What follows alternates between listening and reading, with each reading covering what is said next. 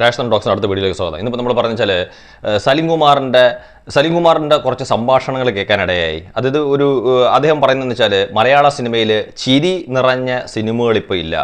അതായത് ആ കാലമൊക്കെ കഴിഞ്ഞുപോയി. ഇന്ന് വയലൻസും സ്റ്റണ്ടും ഒക്കെ നിറഞ്ഞ അത്തരത്തിലുള്ള സിനിമകളെ സ്നേഹിക്കുന്ന ആൾക്കാരുടെ കാലമാണ്. വെട്ടിക്കൂട്ടിയ ഇറച്ചിക്കട എന്ന് വെച്ചാൽ അതുപോലത്തെ ചില വാക്കുകളാണ് അദ്ദേഹം ഇന്നത്തെ സിനിമകളെ വിശേഷിപ്പിക്കാൻ ഉപയോഗിച്ചിരിക്കുന്നതെന്ന് പറയുന്നത്. അപ്പം ഇതിനോട് ശക്തമായിട്ട് വിയോജിപ്പുള്ള ഒരുപാട് ആൾക്കാർ സലീം കുമാറിൻ്റെ ആ വീഡിയോയ്ക്ക് താഴെയും ഇത്തരത്തിലുള്ള കമൻസ് നിറഞ്ഞ ചില പോസ്റ്റുകൾ പലരും ഷെയർ ചെയ്യുന്നതിൻ്റെ താഴെയൊക്കെ കൊണ്ടുവന്ന് സലീം കുമാറിനെ വളരെ രൂക്ഷമായിട്ടുള്ള ഭാഷയിൽ വിമർശിക്കുന്നുണ്ട്. അപ്പോൾ ഞാൻ എൻ്റേതായിട്ടുള്ള ഒരു അഭിപ്രായം കൂടെ എനിക്ക് പറയണമെന്ന് തോന്നി. അപ്പോൾ എനിക്ക് എൻ്റെ അഭിപ്രായം പറയുന്നത് സലീം കുമാർ പറഞ്ഞിരുന്നത് ഒരു പക്ഷേ നമുക്കറിയാം സലീം കുമാറിൻ്റെയും ഹരിശ്രീ അശോകൻ്റെയും ജഗദീഷ് ശ്രീകുമാറിൻ്റെയും സുരാജ് വെഞ്ഞാറമ്മൂടിൻ്റെയും ഒക്കെ ഒരു കാലം എന്ന് വെച്ച് കഴിഞ്ഞാൽ വളരെ ഹാസ്യം നിറഞ്ഞ അല്ലെങ്കിൽ തമാശ നിറഞ്ഞ പ്രേക്ഷകനെ തിയേറ്ററിലേക്ക് എത്തിച്ചുകൊണ്ടിരിക്കുന്ന ഒരു കാലം. നമുക്ക് ഒരുപാട് വലിയ വലിയ ഹിറ്റ് സിനിമകളെക്കുറിച്ച് നമുക്കറിയാം. ഹിറ്റ്ലറിനകത്ത് തമാശയില്ലേ ഉണ്ട്, ഫ്രണ്ട്സ്, അതുപോലെ Kunjikoonan, Kalyanaraman, in Harihar Nagar, godfather, Vietnam colony, അതുപോലുള്ള റാംജി റാവു സ്പീക്കിംഗ് എന്നൊക്കെ പറയുന്ന ഒരുപാട് സിനിമ. എന്തിന് ക്ലൈമാക്സിലേക്ക് ഇച്ചിരി സെൻറ്റിമെൻറ്റ്സ് കൊണ്ടിരുന്നെങ്കിലും കാബൂളിവാല പോലുള്ള സിനിമകൾ, ഇങ്ങനെയുള്ള ഒരുപാട് സിനിമകൾ, അതുപോലെ ഒരു ക്രോണിക് ബാച്ചിലർ പോലുള്ള സിനിമ, ഇതിനകത്തൊക്കെ എല്ലാം ഇഷ്ടം പോലെ തമാശകളും കാര്യങ്ങളും ഒക്കെ നിറഞ്ഞ് പ്രേക്ഷകനെ തിയേറ്ററിൽ എത്തിച്ചുകൊണ്ടിരിക്കുന്ന ഒരു സിനിമാ കാലത്തിനെക്കുറിച്ചാണ് സലീം കുമാർ പറഞ്ഞത്. അദ്ദേഹത്തിൻ്റെ അഭിപ്രായമോ പറഞ്ഞ്. അപ്പം നമുക്ക് ശരിക്കും അഭിപ്രായം പറയാനുള്ള സ്വാതന്ത്ര്യം എല്ലാവർക്കും ഉണ്ട്, ഇഷ്ടാനിഷ്ടങ്ങൾ എല്ലാവർക്കും ഉണ്ട്, ഒക്കെ ശരിയാണ്. പക്ഷേ സലീം കുമാറിൻ്റെ പോസ്റ്റിൻ്റെ താഴെ അത്തരത്തിലുള്ളൊരു കമൻറ്റ് വരികയും പിന്നെ ചില യൂട്യൂബ് ചാനലുകാർ സലീം കുമാറിനെ വളരെ മോശമായിട്ടുള്ള രീതിയിൽ വിമർശിച്ചുകൊണ്ടുള്ള വീഡിയോ ചെയ്യുകയും ചെയ്തു. എന്നാൽ ഞാൻ തികച്ചും അതിനകത്ത് വ്യത്യസ്തമാണ് എൻ്റെ അഭിപ്രായം. എനിക്ക് തീർച്ചയായിട്ടും അത്തരത്തിലുള്ള ചില ആൾക്കാരുടെ നിലപാടുകൾക്കോട് എനിക്ക് ശക്തമായ എതിർപ്പുണ്ട്. ഞാൻ ആ കാര്യത്തിനകത്ത് സലീം കുമാറിനോടൊപ്പമാണ്. അതിനകത്ത് യാതൊരുവിധ സംശയവുമില്ല. ഇനി ആരെന്ത് തെറി വിളിച്ചാലും എന്തൊക്കെ പറഞ്ഞാലും ശരി. കാര്യം സിനിമ എന്ന് പറയുന്നത് ഒരു കാലത്ത് സലീം കുമാർ പറഞ്ഞ രീതിയിലാണ്. ഇന്നത്തെ സിനിമയിലേക്ക് പോകുന്നതിന് മുമ്പ് എനിക്കൊന്ന് ഇന്നലെയാണെന്ന് എനിക്ക് തോന്നുന്നു ഒരു വീഡിയോ കാണാനിടയായി. ഞാൻ ഒരു മനോരമയോ ഏതോ ഒരു ചാനലെങ്ങാണ്ടോ ഇട്ടിരിക്കുന്ന ഒരു ഞാൻ ഇന്നലെ ഒരു വീഡിയോ കാണാനിടയായി.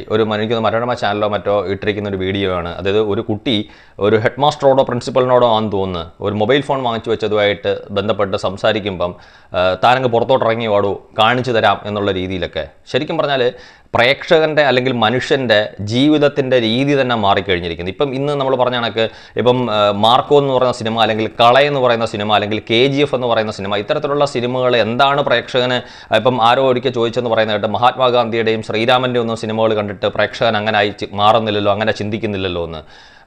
അതുകൊണ്ട് ഒരു സിനിമ ഒരാളെ സ്വാധീനിക്കുന്നു തീർച്ചയായിട്ടും ഉണ്ട്. നമുക്കറിയാം ചില സിനിമകൾ റിലീസ് ചെയ്ത് കഴിയുമ്പോൾ കുറേ കാലത്തേക്ക് പ്രേക്ഷകർ ഇപ്പോൾ രാജമാണിക്യമുണ്ട്, നരസിംഹമുണ്ട് എന്നൊക്കെ പറഞ്ഞിട്ട് അതിൻ്റെ പുറകെ പോകുന്ന ഒരുപാട് പ്രേക്ഷകനെ നമുക്കറിയാം.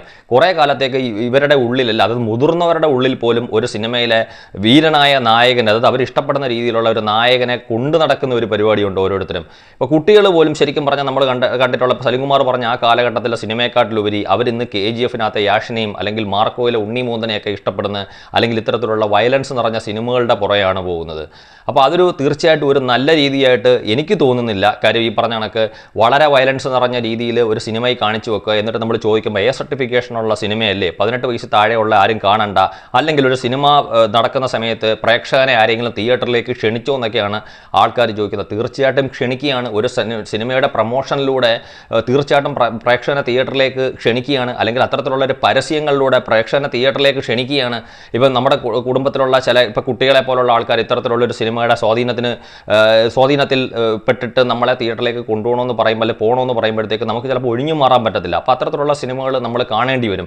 ഇപ്പോൾ ഇതൊരു മാർക്കോയോ അല്ലെങ്കിൽ ഒരു കളയോ അല്ലെങ്കിൽ ഇത്തരത്തിലുള്ള ഒരു സിനിമയെക്കുറിച്ച് മാത്രമല്ല ഞാൻ പറഞ്ഞു, വയലൻസ് നിറഞ്ഞിട്ടുള്ള സിനിമകളെക്കുറിച്ച്. ഇപ്പോൾ ഉണ്ണിമൂന്തൻ്റെ സിനിമ ഇനി ആരുടെ സിനിമയോ എന്നുള്ളതല്ല, ഇത്തരത്തിലുള്ള സിനിമ. ഇപ്പം ഉണ്ണിമൂന്തൻ്റെ ഈ ഒരു വയലൻസ് നിറഞ്ഞ സിനിമ വിജയിച്ചപ്പോൾ അദ്ദേഹം പറഞ്ഞെന്ന് പറയുന്നത് കേട്ട് ഇനി ഇതിൻ്റെ ഒരു 4 ഭാഗം വരെയോ മറ്റോ പ്രതീക്ഷിക്കാം എന്നുള്ള രീതിയിൽ അദ്ദേഹം പറഞ്ഞതായിട്ടൊക്കെ എവിടെയോ ഒന്ന് കാണാനിടയായി.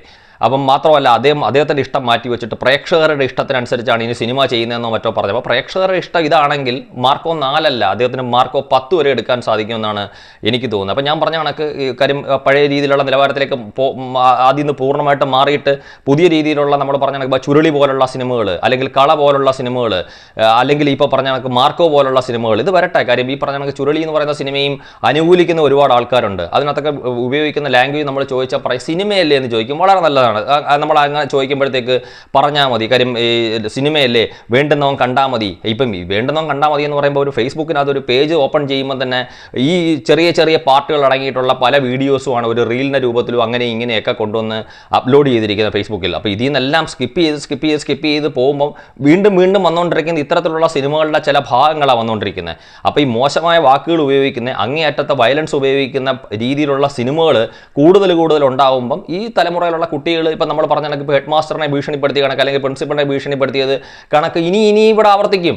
കാര്യം അതിനകത്ത് നമ്മൾ ചോദിക്കുമ്പോൾ സിനിമയല്ലേ, സിനിമയുടെ സ്വാധീനം എന്നൊക്കെ ആളുകൾ പറഞ്ഞ് ഈസി ആയിട്ട് പോയാൽ മതി. ഇപ്പം ഇതൊന്നും ഞാൻ പറയണമെന്ന് വിചാരിച്ചതല്ല. ഇപ്പോൾ സലിംകുമാറിൻ്റെ വീഡിയോയുടെ താഴെ വരുന്ന ചില ആൾക്കാരുടെ തെറി നിറഞ്ഞ ചില കമൻസുകൾ കണ്ടുകൊണ്ട് മാത്രം ഞാൻ എൻ്റെ അഭിപ്രായം പറഞ്ഞു. അങ്ങനെയാണെങ്കിൽ ആ തെറികൾ ഞാനും കൂടെ കേട്ടോളാം. കാര്യം ഒരു നല്ല കാര്യം പറഞ്ഞിട്ട് രണ്ട് ചീത്ത വാക്ക് കേൾക്കുന്നുണ്ടെങ്കിൽ ഒരു കുഴപ്പമില്ലെന്ന് തന്നെയാണ് ഞാൻ വിചാരിക്കുന്നത്. Thank you.